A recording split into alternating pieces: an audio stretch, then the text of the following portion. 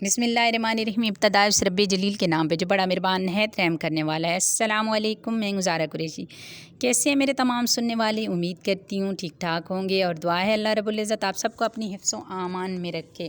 معزز ناظرین، آج کی ویڈیو میں حضرت ابراہیم علیہ السلام اور نمرود کا واقعہ بیان کریں گے کہ کس طرح نمرود خدائی کا دعویٰ کرتا تھا اور اس خدائی کا دعویٰ کرنے والے کا انجام کیا ہوا۔ آخر اللہ رب العزت نے ایسا کون سا عذاب میں مبتلا کیا کہ وہ 4 سال ایک چھوٹے سی ادنی سی چیز کے ذریعے عذاب میں مبتلا رہا۔ آج کی ویڈیو میں ہم آپ کو تفصیل سے بتائیں گے، لیکن ویڈیو میں آگے بڑھنے سے پہلے اگر آپ ہمارے چینل پر نئے ہیں تو اسلامی وظائف وتھ زہرا قریشی کو سبسکرائب کر لیں تاکہ آنے والی ہر معلوماتی اور اسلامی سٹوریز آپ کو ملتی رہے۔ ویڈیو پسند آئے تو لائک بھی کر دیں، شکریہ۔ ناظرین اکرام، تاریخ گواہ ہے کہ جب بھی کسی نے اللہ کے وجود کا انکار کیا، خدائی کا دعویٰ کیا، تو اس کا انجام عبرتناک ہوا۔ آج ہم ایسے ہی انسان کے بارے میں آپ کو بتانے والے ہیں کہ اللہ نے اس کو بادشاہی دی تو یہ اتنا گھمنڈی ہو گیا کہ خود کو خدا کہنے لگا، اور جب اللہ کے پیغمبر حضرت ابراہیم علیہ السلام اس کے پاس پیغام لے کر آئے تو انہیں بھی جھٹلا دیا۔ پھر اس خدائی دعوے دار کا کیا انجام ہوا، جاننے کے لیے اس ویڈیو کو پورا دیکھیے گا۔ اس بادشاہ کا نام نمرود بن کنان بن سام بن نوح تھا۔ اس کا پایا تخت بابل تھا۔ یہ شخص پوری دنیا پر حکومت کرتا تھا۔ علماء کے مطابق 4 بادشاہ ایسے گزرے ہیں جنہوں نے پوری دنیا پر حکومت کی ہے۔ ان میں سے 2 مومن تھے اور 2 کافر۔ مومنوں میں سے حضرت سلیمان بن داؤد علیہ السلام اور حضرت زکریا علیہ السلام۔ کافروں میں نمرود بخت نصر تھے۔ نمرود چونکہ ایک طویل مدت سے بادشاہ چلا آ رہا تھا، اس لیے اس کے دماغ میں تکبر، سرکشی اور غرور سما گیا تھا۔ مسلسل 400 سال تک بادشاہ رہا، خود کو ہی خدا ماننے لگا۔ اس دور کے پیغمبر حضرت ابراہیم علیہ السلام نے اسے ایک عذاب پر ایمان لانے کی دعوت دی تو اس نے اپنی جہالت اور گمراہی کی وجہ سے خالق کا بھی انکار کر دیا۔ چنانچہ حضرت ابراہیم علیہ السلام نے اس سے بحث کی۔ اس نے اپنے رب ہونے کا دعویٰ کیا تو حضرت ابراہیم علیہ السلام نے فرمایا کہ میرا رب زندہ کرتا ہے اور مارتا ہے۔ اس نے کہا میں بھی زندہ کرتا ہوں اور مارتا بھی ہوں۔ اس نے 2 قیدیوں کو بلوا لیا جن کو سزائے موت کا فیصلہ ہو چکا تھا۔ اس نے ایک کو قتل کرنے کا حکم دے دیا اور دوسرے کو معاف کر دیا۔ اس طرح اس نے یہ فریب دیا کہ ایک کو میں نے موت دے دیا اور دوسرے کو زندگی بخش دی۔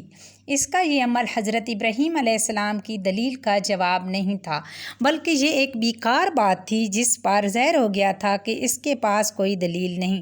چنانچہ حضرت ابراہیم علیہ السلام نے اسے ایک ایسی دلیل دی جس کا اس کے پاس کوئی جواب نہیں تھا۔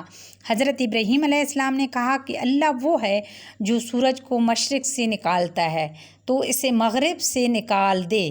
یہ سن کر نمرود دنگ رہ گیا اور اس سے کوئی جواب نہ بن پڑا۔ اسی طرح اس کا خدائی کا دعویٰ باطل ثابت ہو گیا، مگر بجائے ایمان لانے کے اس نے حضرت ابراہیم علیہ السلام کو قید کر لیا اور آگ میں پھینکنے کا فیصلہ کر لیا۔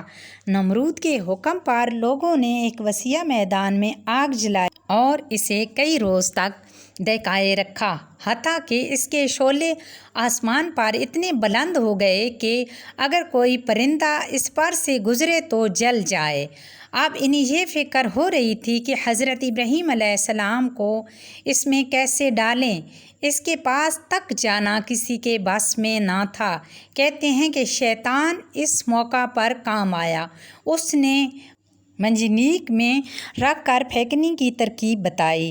جس وقت حضرت ابراہیم علیہ السلام کو آگ میں پھینکا جا رہا تھا تو حضرت جبرائیل علیہ السلام آپ کے پاس تشریف لائے اور پوچھنے لگے کہ کیا آپ کو میری کسی مدد کی ضرورت ہے؟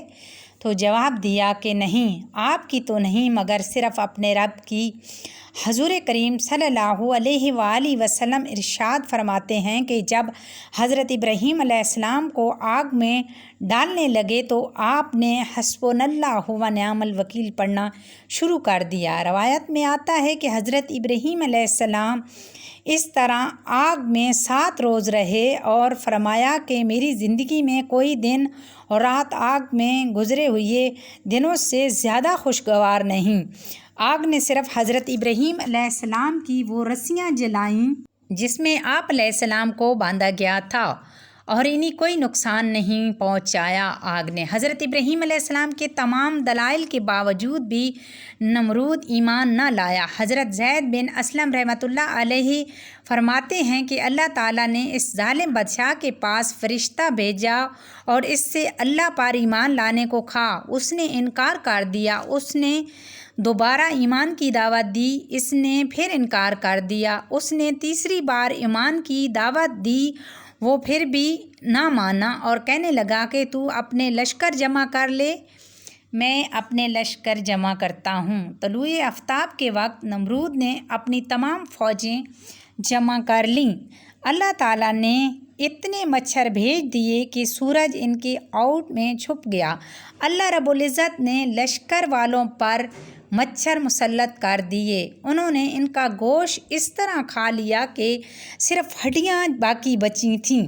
ایک مچھر بادشاہ کی ناک میں داخل ہو گیا، اللہ تعالیٰ نے اسے اس کے ذریعے 400 سال تک مبتلا رکھا، چنانچہ یہ مچھر اس کے دماغ رہا اور اس عذاب سے موت ہزاروں درجے بہتر تھی۔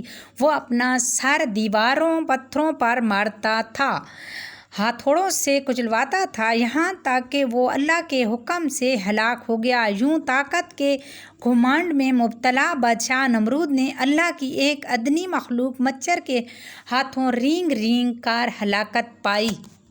دعا ہے اللہ رب العزت سے کہ اللہ تعالیٰ ہمیں غرور اور تکبر جیسی لعنتی چیز سے محفوظ رکھے اور ہمیں عاجزی عطا کرے۔ امید کرتی ہوں کہ آج کی ویڈیو آپ کو پسند آئی ہوگی۔ اسی امید کے ساتھ اجازت چاہتی ہوں، انشاءاللہ بہت جلد ملتے ہیں ایک نئی ویڈیو، ایک نئے واقعات، ایک نئی سٹوری کے ساتھ۔ اللہ حافظ۔